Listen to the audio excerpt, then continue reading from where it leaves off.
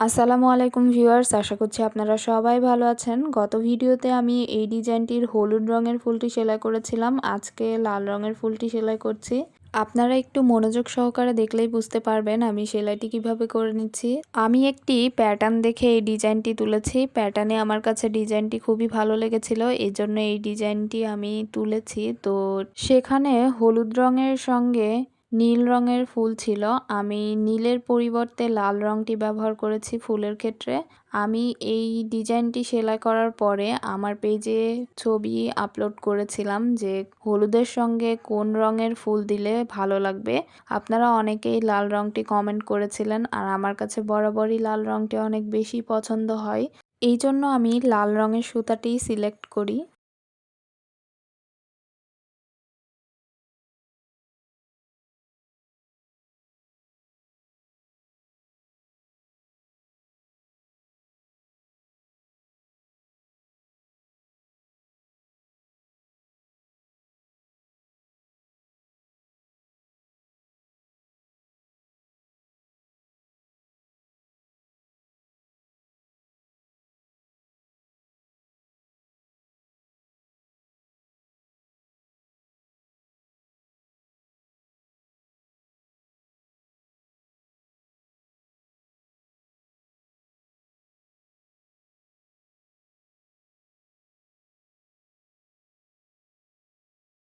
তো আপনাদের কাছে লাল রঙের সুতার এই ফুলটি কেমন লেগেছে অবশ্যই কমেন্ট করে জানাবেন।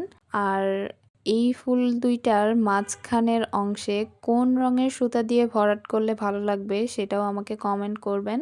আমি আসলে মাঝখানের অংশটি ফাঁকা রাখতে চাচ্ছি। ফুলের অংশটি সেলাই করা প্রায় কমপ্লিট। আজকের এই ফুলের ডিজাইনটি আপনাদের কাছে কেমন লেগেছে অবশ্যই কমেন্টে জানাবেন।